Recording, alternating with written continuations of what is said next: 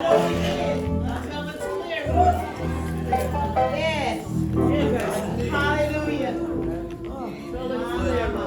A great reflection of our faith and confidence in God. Yes. That we're not going to go anywhere. Nowhere. We're going to stand still Yes. until His will. His will. Not mine. Until it's His. I invite you to join me in Ephesians chapter 4. You locate Ephesians chapter 4 at verse 1. Say amen. Ephesians chapter 4, beginning at verse number 1. The Apostle Paul has given us some great guidance for times like this. There in verse 1 he says, I therefore the prisoner of the Lord beseech you that ye walk worthy of occasion wherewith you are called, with all lowliness and meekness, and long suffering, and bearing one another in love, endeavoring to keep the unity of the Spirit, the bond of peace. There is one body, and one Spirit, even as ye are called in one hope of your calling. One Lord, one faith, one baptism, one God, and Father of all, who is above all, and through all, and in you all. And he continues in verse 11 and states, and he gave some apostles and some prophets, some evangelists, and some pastors and teachers, for the perfecting of the saints, the work of the ministry, for the edifying of the body of Christ. One Lord, one faith, and one baptism. You may be seated this morning. We encourage you to consider the next level of show. Almighty God, we are thankful for this occasion of worship. Thank you for your great love represented through the finished work of Jesus on Calvary. For in His name we ask that you now speak to these your people. Remind them of the shoulders that we stand upon. The shoulders that you require for our continued story. We pray this now in Jesus' name. Amen. Amen. The strength of our community has often been linked to the three pillars of our community. Those pillars being the family, the Black College, and our church. And there is no doubt that each of these entities have contributed significantly to our story. The story of where we've come from, and the story of where we are now. Our families, they are very important. Yeah, that's right. Family is designed as a way to let everybody, those, amen, who are good, those who are challenged, those who have and those who have not. The family has been designed as a way to let everybody know they are loved. Amen? Amen. Our black colleges have filled a void where they specialize in elevating students to a level of proficiency in which they can go out and change the world. Wow. And then the church. The black church is what it is. It is the church. While I agree that the pillars are huge, it is important to make sure that everybody knows that the glue that binds us together is oneness of our faith. Amen, somebody. Amen. It is faith that binds family members and families together. Yeah. It is faith that led the missionaries, as we've talked in the past, faith that led missionaries to go and establish the vast majority of all our historical black colleges and universities. It is faith that is the difference. All right. So there might be three pillars, but the pillar, the anchor of what holds us all together is the black church. Come on, somebody. And what's so alarming is, in our families, very little attention is given to instructions about our faith. In our historical black colleges and universities, that when they were created, nothing started unless there was prayer and some kind of acknowledgement of faith. All right. These institutions have drifted where it is absent in very much everything that they do. As we celebrate our history today, I hope everybody here today recognizes and agrees that it was faith. It is faith that binds each and every last one of us together. Yeah. The story of all the pioneers we looked at over these 6 weeks, those stories are all linked in their faith.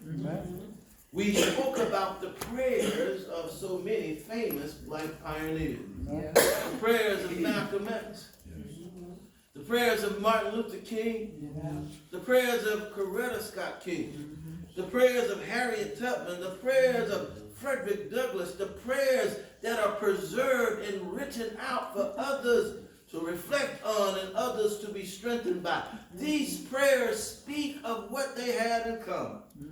A strong confidence that they were not working just for themselves, but the assurance that God had set them apart to do something special for him. And I'm always going to be so thankful for the prayer of Isabella Baumfree. Isabella Baumfree said, "Oh God, you know I have no money, but you can make the people do for me. If you want me to work for you, you need to make the people do for me. Because Lord, I will never give you peace until you do that." Sojourner Truth, before she set out on any mission, prayed that very same prayer, recognizing that if God intended for her to do something for him, she needed God to make a path for her. And history records that she never lost one freed soul on their trip to freedom. It is important for us to understand today that faith is the anchor of who we are. There are some great pillars, but the only anchor is our confidence in what God has done. And that's why today I think it's very important that as we celebrate what God has done, it's also important that we must present ourselves to be used by God. Present yourselves, amen, set apart to do great work for God. And that's why we need to understand today that our history is not just limited to what has been done. I thank God that people recognize that our history is what's going on today. God is using people in powerful ways.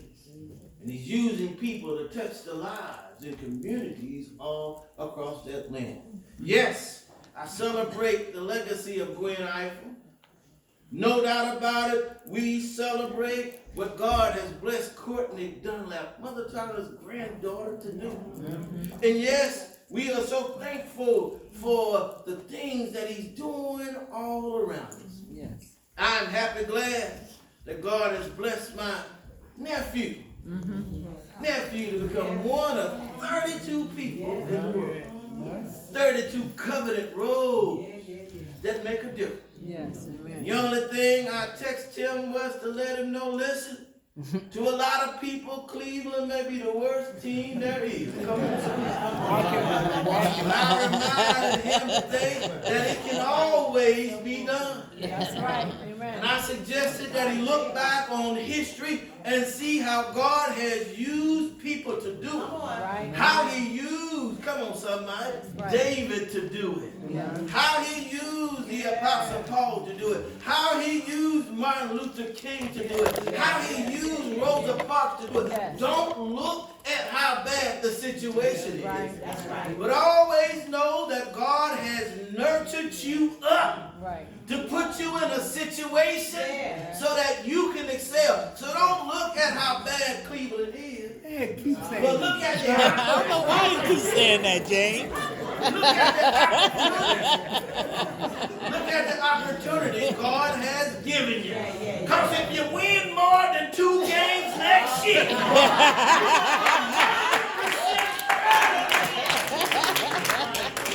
if you get past the 500 mark, if you make it to the playoffs, you show up with a smile, telling God how you made it, let them see that cross that you got dangling across your neck, recognizing that God put you there to be a difference maker in this world. But I need you to understand today that yes, he is one of 32. Yes, he is the second black in the league, current in the league. But he is also the youngest ever had. But what you need to understand is that his granddaddy and his mama's daddy and his daddy's daddy and all of his parents didn't just speak to one. You should also know that his twin brother is making history as well. That's right. Amen. His twin brother Adam is the first black managing director. He is the youngest managing director Goldman Sachs has ever. There you go.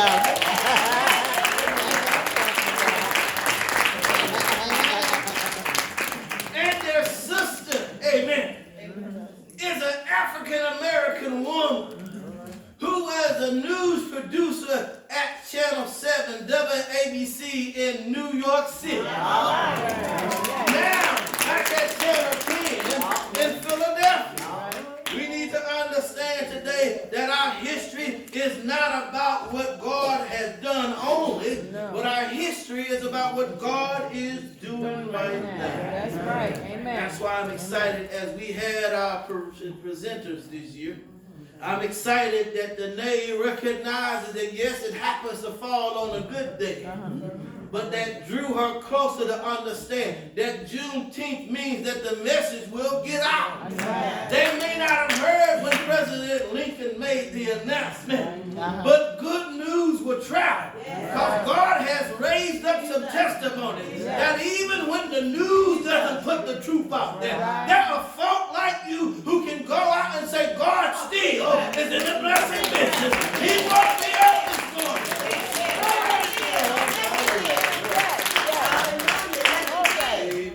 That's right. I'm so happy that little Jaden. Come on, somebody. All right now. Jaden reminds us of that Daniel Hale Williams. Come on, somebody. All right now. But what I will ever remember is Jaden has already mapped out his life.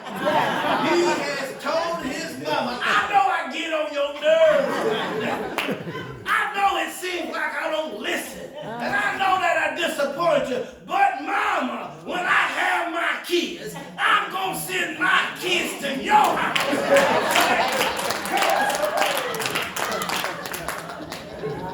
Right? Happy glad that God sent a little Mason Whetstone. Mason Whetstone speaks Spanish better than I speak English. Little Mason got up and told you, I am that person. I am that person that people look down on. I'm that person that people count out. I'm that person who doesn't get much confidence with others. But I know that God has raised me up for a purpose, and that purpose is to excel.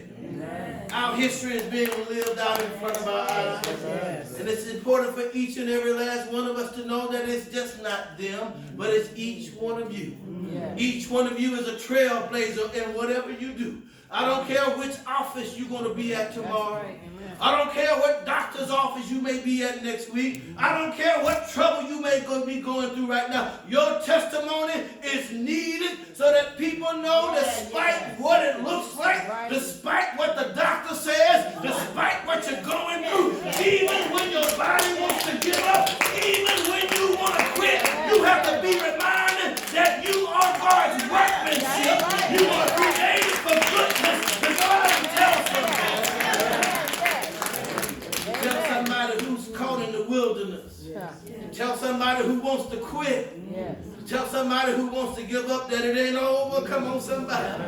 Until the Lord says that it's over. Important for us to recognize that we cannot allow the powers of this world to toss us to and fro. Yes. We cannot allow the man-made doctrines to toss us around. Right. Amen, somebody. The more opportunities we have, the more, amen, we seem to know, the dumber we get about faith. Come on, somebody. The more we have, Yes. and the more God blesses us, it seems like the less proficient we are about our faith. Come on, Yes. somebody. My Lord. Say so. Where was all this modern stuff? When mama and daddy were working in folks' houses scrubbing floors. Where were all of these new age philosophies? When people were chained on ships, dying, losing their life before they crossed across the border. Right. I don't know where all this new age stuff came from. But I can tell you that the new stuff is not always the best stuff. Come on, somebody. I can tell you that what God designed was designed to live forever. Yes. Amen. I got a phone, amen, that some folk would consider old. Come on, somebody. But it's no different than your new phone. Come on, somebody. Every time you look around and say you need to update. Come on, somebody. So true. But what God designs never leaves an update. That's right. You see these old bodies we got right now?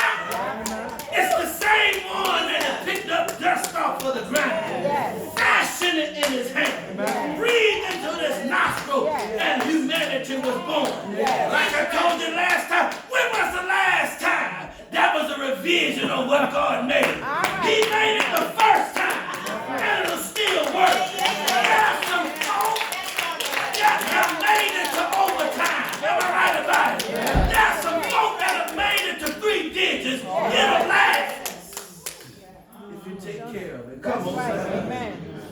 Just because it's new don't mean it's better. That's right. Amen. Because there's nothing new under the sun. But what God does is he takes something known and he helps us to appreciate it more. Yes.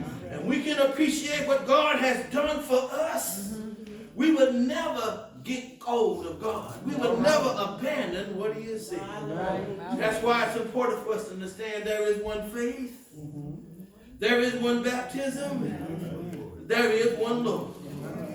One faith. One baptism. And one Lord. Yes. Does anybody know our Lord has a name? Does anybody know that our Lord has a name? Yes. He's a doctor to those who are sick. Come on, son. He's a mother to the mother. He's money to those in need. He's comfort to those who are upset. But he's never late. And he'll never abandon. Have anybody called on his name before? Somebody call him wonderful. Somebody call him counselor. And I call him Jesus. Have anybody called on him? Lord. Yes. Jesus. God has created us to do great things. Yes. Paul reminds us all we have at least one gift. At least one gift. At least one talent from heaven. Come on, somebody. You need to clap for that. Amen. Everybody here can do at least one thing. Some of us, come on, Sister Mo, can sing. Amen. Some of us, amen. Some of us can play like it's ivory, Dr. President. Come on, somebody. Somebody can lay down a rhythm line like Bootsy. Come on, somebody. Then somebody can be like Purvis Dunn and guitar Watson. Come on, somebody. Amen. And then we got some folk in the crowd that can get on your last nerve. Come on, somebody. Y'all got at least one gift. What we cannot afford to do, amen, what you can't afford to do is let your gift be like a sponge. That's right. Amen. Always soaking up God's blessing. You know how we are. Always just soaking up what God gave. He woke you up this day. And all you doing is soaking up daylight saving time. Amen, somebody. Ain't somebody coughing this morning. All you doing is sucking up some jolly beans. Come on, somebody. All we do is just soak it up. Just get it and get it and get it. Who cares that you got the biggest house in the city? Who cares that you got the longest car on the block? Who cares that you got the most degrees behind your name? What we have to understand is that God did not design us to be a sponge, but He designed us to be a funnel. Come on, somebody. We use those gifts to help somebody along the way. If we use those gifts to help lift somebody up out of despair, if we use those gifts to encourage somebody, I'm going to tell you why they wrote that scripture in Malachi.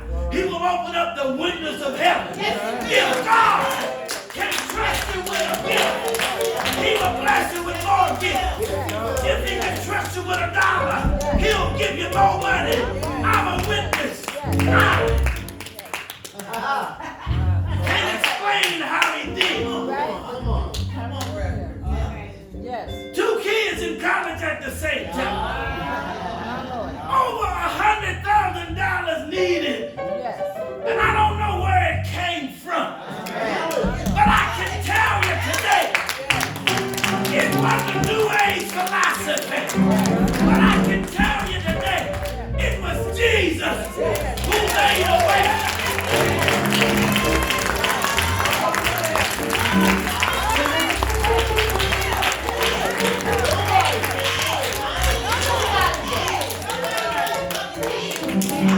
Our story, the struggle is not one moment in time, but our story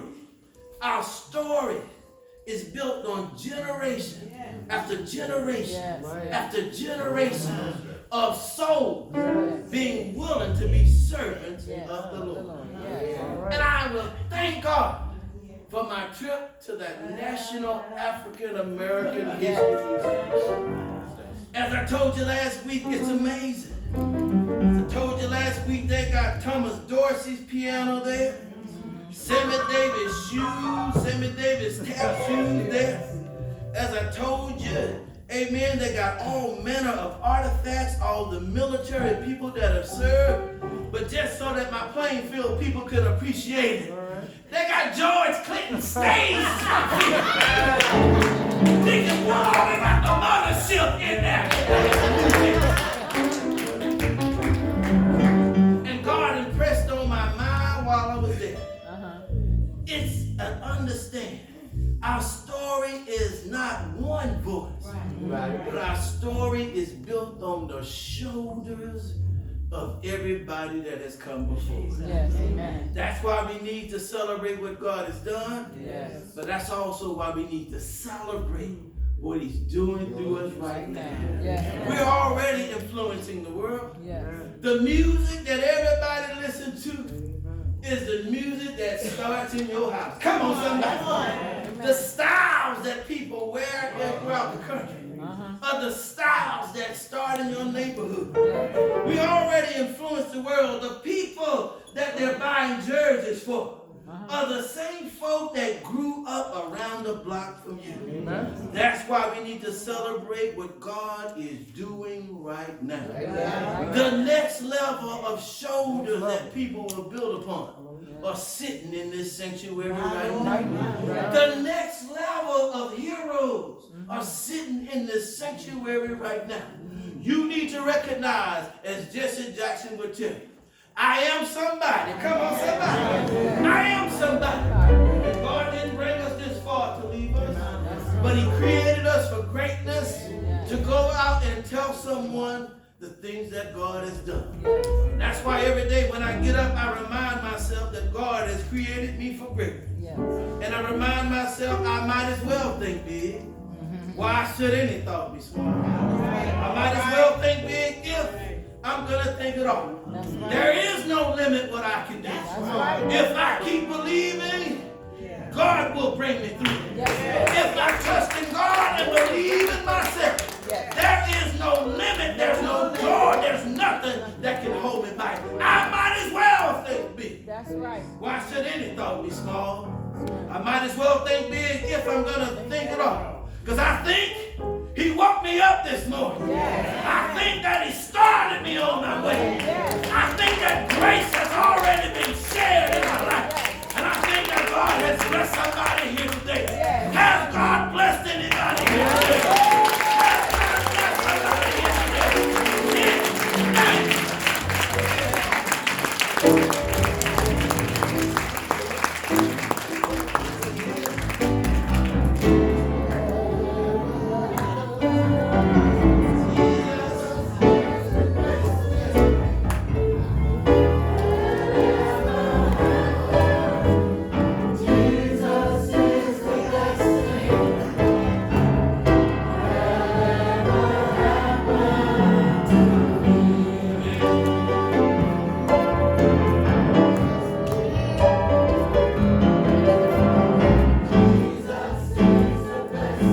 Yes, he is.